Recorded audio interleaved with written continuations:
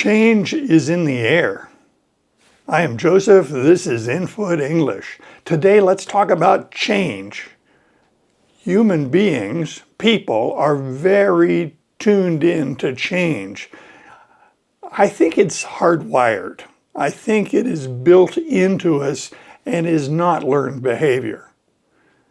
It makes sense that we, as we evolved, would be very perceptive of change, because change could indicate an opportunity or it could indicate a threat. The other day I told a story about how Robert noticed the movement of an indigo snake, so he was able to catch it and show it to the family.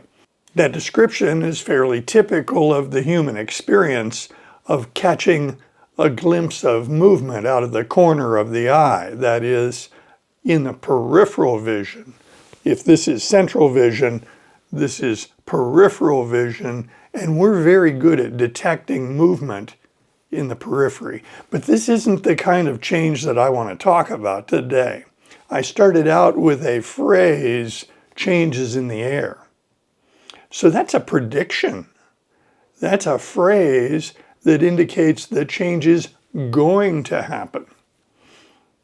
Changes in the air is a common phrase. You will hear it, you will read it. It's super common because people use a lot of language to describe change. People like to be able to predict change from their observations. When you say changes in the air, this is a metaphorical use, suggesting that the change is weather, perhaps. And it also suggests that many people or an area will be affected by this change. Human languages tend to evolve, at least locally, depending upon what's happening. If someone grows up in a subtropical location, they're not going to have a lot of words and phrases to describe snow and snow conditions. However, if that same person were to grow up or spend a lot of time up in a northern latitude or a very southern latitude, if you were in the southern hemisphere, if that person is exposed to areas that have a lot of snow, then the language that person will develop is going to reflect a lot of local use of terms for snow and snow conditions. Change is universal. So all over the world, we would expect civilizations and populations to talk about change. So what are some common phrases to talk about or predict change? Well, I started with one, and that is change is in the air. How about change is in the offing? It took on a life of its own. It appears we've created a monster. One thing led to another. And to top it off, let's go with, I fell down a rabbit hole. So we'll go through those phrases and talk about them. I will give you the stories associated with those phrases, those expressions. And then I'm going to explain at the end why I'm talking about change, because change is indeed in the offing. The stimulus for this idea that I'm sharing with you today is outside the window. The weather, a lot of people would say, is bad. I'm not going to say it's bad. I'd say it's cold, rainy, and windy. If you want to call that bad, feel free. I think it's really quite splendid. It's a nice display of nature at work. Certainly we need the water. The rain doesn't harm us. The wind doesn't harm us. And the cold, it's pretty comfortable in here. I don't often talk about bad weather. I may talk about weather that is not very conducive to the activity I had in mind, but calling it bad or good, no, I don't think I'll do that. Some people might. The weather outside is not conducive for me being outside making videos, and so I have been here in front of this fireplace and this mantelpiece for a number of weeks. And I don't want you all to get bored of that. So because of that, change is in the air. So let's get into some of these phrases. Change is in the offing. So what is an offing? An offing is what you see if you're standing at a seashore and you're looking out to the ocean. Every part of the ocean that you can see from the seashore is the offing. Something over the horizon? Nah, it's not offing. Anything between you and the horizon is the offing. And so the point is, if you say change is in the offing, something's coming in, whether it's weather or a boat or an invading army, something is coming in to land. So change is in the offing. Now that has become an idiom. That is, when people say change is in the offing, they're not literally talking about a seashore. That's just the origin of the phrase. What they're saying is something is about to happen. Something will happen soon. We have created a monster. So that's change, but that's change that's out of control. That is a literary quote. That comes from the book Frankenstein. The speaker is Victor Frankenstein, and the author is Mary Shelley. That book was written in 1818, and it's a fine book. I'm going to review that for you in a future video, but not right now. I have not read that book recently, and I think it would be a terrible disservice to you for me to just spout off a few dumb facts about that book, having not read it in decades. So my plan is I will read Frankenstein, and then I will give you an honest review and recommendation that foreshadows the future. So when a process goes badly and someone says, we've created a monster, things got out of hand. Things got out of control. And maybe some bad things are going to happen. That's the kind of change that people don't want. It got a life of its own. Very much the same vibe, although getting a life of its own, a process, a project, something gets a life of its own, doesn't necessarily mean that it went badly. It might have gotten a life of its own and went viral. It might have done very well for the creator. So where created a monster has a negative connotation, a life of its own is nonspecific. It could be bad, it could be good. You have to look at the context to figure that out. One thing leads to another is just literal. There's no metaphor, it's just completely literal, and it's very much at work here. One thing has led to another, and I'm going to explain at the end of the video what led to what. I fell down a rabbit hole. Now that was mentioned by me in a previous video by the same title. I fell down a rabbit hole, or falling down a rabbit hole, or going down a rabbit hole, comes from Lewis Carroll's 1865 Alice in Wonderland. Lewis Carroll was an English author.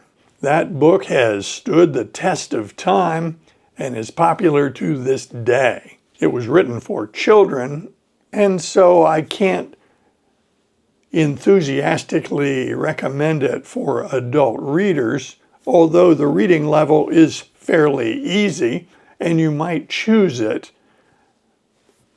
because it's a classic, because it's known the world over, and it's embraceable. It's something that you can use for input if you choose. I have to admit, I've never read Alice in Wonderland. Another phrase in this group is a harbinger of things to come. Harbinger is a word that came from Middle English. So this is a super old phrase, but it's very much along the lines of what I've talked about, particularly the first two. A harbinger of things to come is something that predicts or foreshadows something that's going to happen. The robin has been called the harbinger of spring. When you see red-breasted robins in your garden or in the woods, you know that spring is about to manifest. The robin is indeed a harbinger of spring, but so are the buds on the trees and the bushes. The last thing I would point out about change is it has been said that the only constant is change. So where did all this come from? Well, I've told you a little bit already. That is, the weather outside is not conducive to having me use the outdoors as a studio. I perceive that I may have overstayed my welcome in this location, and so I'd like to diversify my backgrounds and make videos that you find interesting. I need a new location. I have the kitchen, but my subject matter is not food and food preparation, so probably not going to be in the kitchen. We could. In a previous video, I talked about the gifts of the pandemic. The pandemic was a horrible experience for all of us. It immersed us in fear. It caused great financial hardship. Millions of people died because of the pandemic. And yet not everything that resulted from the pandemic was bad. I shared that in a video. I read more than 50 books because I had some time on my hands. It was a great time to get in touch with one's thoughts, beliefs, fears. It was a fantastic time to explore new ideas, research new topics. It could be argued that this channel and all these videos that I have made for people to use for comprehensible input came directly from my experience during the pandemic. I explained again in a previous video that Benjamin McAvoy suggested in one of his videos about literature that if someone was really in love with a piece of literature, they might consider reading it in its original language if it was originally written in a language other than English. He was talking about Don Quixote. I took that recommendation very seriously and started looking into ways of learning Spanish. I read the translation of Don Quixote created by Edith Grossman. I enjoyed it a lot, and I discerned that if I were to learn to read, write, speak, and understand Spanish, that is modern Spanish, I would probably not be able to navigate the text of Don Quixote because it was written in early modern Spanish. It doesn't look like a practical project for me at the present time.